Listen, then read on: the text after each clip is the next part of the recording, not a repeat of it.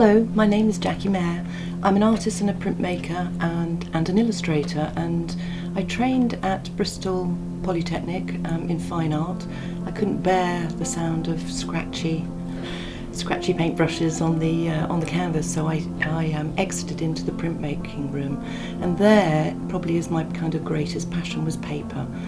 And I went on to the Royal College of Art to study printmaking there, and realised that the happiest place I was with a pair of scissors and pieces of paper. Probably the happiest place I am is in these, which are my sketchbooks, and they really are the kind of the place that I feel safest, where I can be myself, where I can make collages, where I can play with all the bits of paper that I find in the dustbin, on the floor, at car boot sales, anywhere that a little piece of paper might be found. One little story I do have is that I actually did find a piece of paper. I was so obsessed with going back for this piece of paper. It was on the ground outside the cinema. I ran back, my husband was furious, and I said, it's a piece of clever red paper, I've got to have it. Ran back, picked it up, unfolded it, £50 note. And so, you know, paper is precious, and so these books are really my go-to when I'm trying to think about ideas and be myself. I think that's very, very important. For anybody who loves sketchbooks, they are your safe place, and for me, I take them to the beach. They're in my studio. I sit with them when I'm watching TV. I draw from the television. So, you know, that's for me. The book we're using as inspiration today, This Is Not My Hat by John Klassen, is part of CILIP's Greenaway Greats selection. It's a series of 20 titles celebrating Artsmark's 20th anniversary, supported by Arts Council England and Peter's Books. All the titles offer young people a fantastic reading opportunity and feature outstanding illustration. If you need any further information about the activity or the 20th anniversary for Artsmark, please follow the link on the screen now.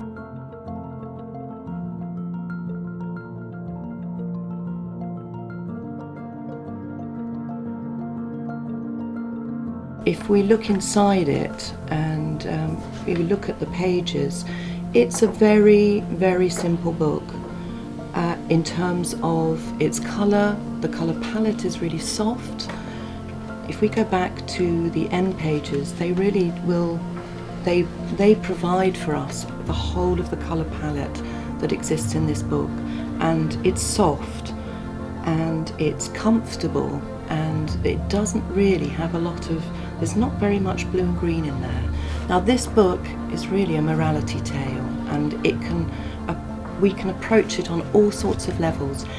If you think about from the age of 6 to, let's say 6 to 14, the book can be very simple. It could be that we just make these little funny little characters.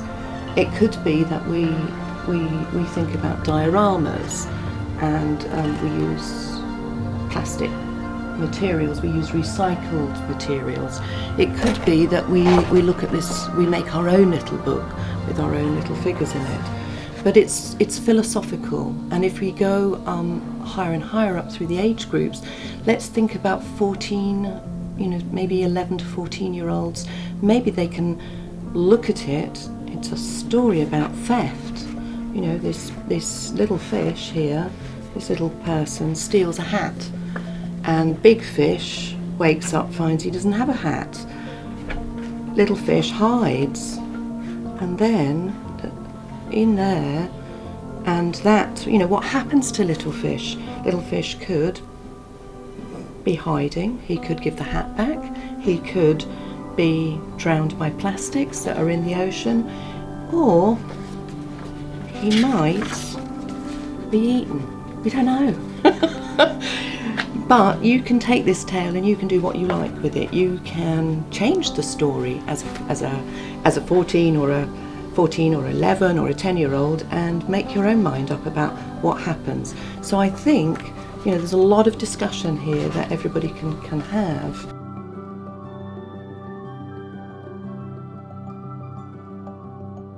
let's go back to the book and then look at the colours that John Klassen has used on the end papers, and there are about 8 in total there. And it's a very simple process. These all look as if they've been sponged.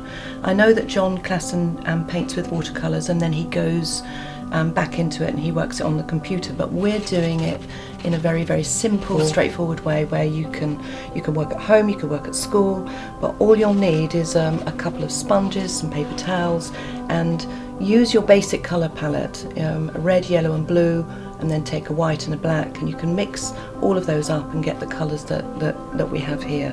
If you want to put anything else in, John, we're just using this as a jumping off point, and if you're in love with green, you're in love with blue, I wouldn't put bright red in there, but if you're in love with those colours, use those as well. So here I've tried them all out. I've got all of these different colours, and I've just used a good old paper towel, a bit of an old sponge. I've put a wash of colour down on a piece of paper and then sponged it over the top. So you can try all of those out. I've got all my papers that I've made here, and use paper that is, if you can. I mean, if you haven't got it, it's not the end of the world. But a little bit thicker than photocopy paper is really quite good because it gives it a bit of weight. And so I've just made all the colours up, and I'd just recommend you that you make all your colours first. You do all the prep first before you decide what you want to concentrate on. So we've got this really, really kind of heavy colour for the rocks, and some of these for the fish. So I've got all my papers are ready to then decide, what I'm going to cut out. And you'll see here there's big fishes, little fishes, there's seaweed backgrounds, lots of different fishes, and the thing that's most important is the hat. It's the hat that was stolen. So all of those things, once we've got all our papers together, we've got to think about cutting them out, and they can go into the book. And as we've said before, all of these elements. You'll find online there are templates that I've drawn out, and I just kind of recommend that you have a look at those and either make them bigger, enlarge them, put them onto paper, or draw them out for somebody. You might want to put those down onto the paper before you put the colour on, but they're really, really simple shapes. I can really, I look at the little fish here, and that little fish is really the body. 1, 2, 3, 4, 5, 6 little pieces of paper. But if you've got all your papers ready and everything, then you can get started. And I would, I've got tons of pieces here. All these pieces I've cut out beforehand, and that's vital, because then you can make decisions about if they go in the book. It's better to have more than to have less. I'm just going to show you. I'm just going to cut out a couple of bits, and I know these fishes so well now that I can probably do them in my sleep. So there's a body.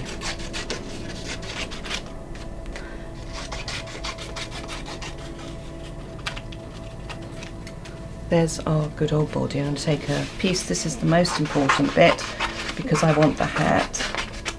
And you might think, oh, hats, we can make all different types of hats. You can do anything you like. It's just that this is the original shape, but there's nothing to stop you making them bigger. So there we are. We've got his hat. He needs some fins, and I think it's always kind of quite nice to make the fins and the tail same material.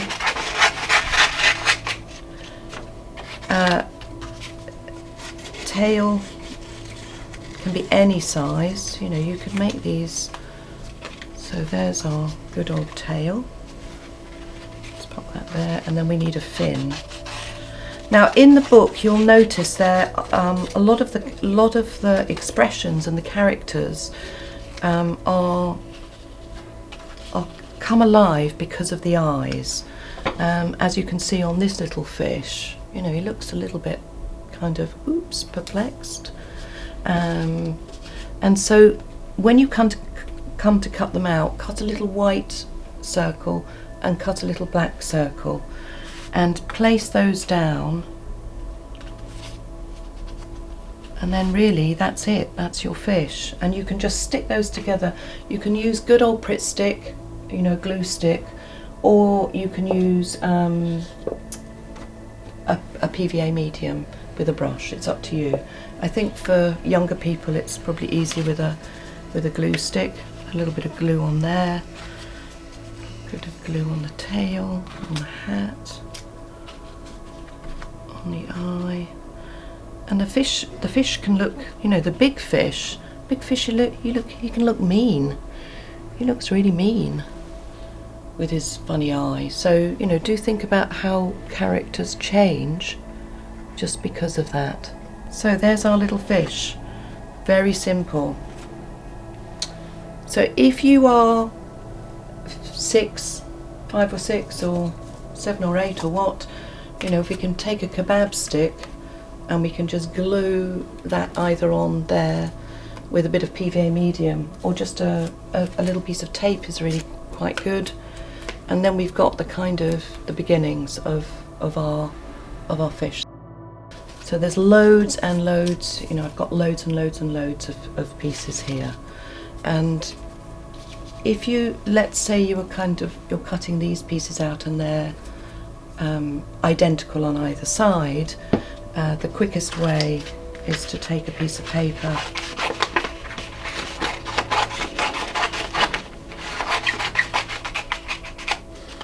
fold it in half so that you've got that line down there, and it's a little bit like cutting out paper dollies. And if you could draw these on here. I've learnt to cut them out, but you could just draw them. I'm going to go all the way up. Let's just go one more, and there. And then we've got our kind of seaweed that looks very much like kind of John Klassen's kind of pieces. You might want some great big leaves, you might want kind of contrasts of scale. You know, you've got this really big fish and you've got this little tiny fish, and some of these backgrounds, if you like, for your pieces are really kind of quite important in your book or in your diorama.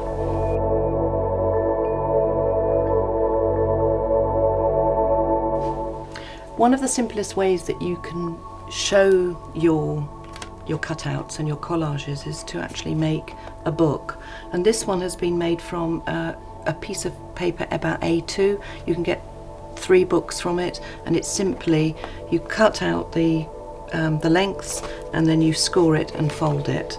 And you could make you could have a cover, and then you've got all the bits inside, and you can have a back cover as well, and then you could also fill in the other side too. So you've got this rather beautiful little panoramic view of all of the things that are happening in the story. So once you've cut all those pieces out, you've got a piece of card that's a little bit, you know, it's quite strong. It's not going to be 90 grams or anything like that. We've folded it, we've scored it, and now what we need is that we've got to make sure that it's a dark background like John Klassen's. And all I used was to get on this was to get the black background was just some acrylic paint and a roller, and just roll across it. Use a piece of acetate or something to put the colour out, and then just make sure that that's covered, and that gives you a kind of textural place that you can then put all your cutouts on.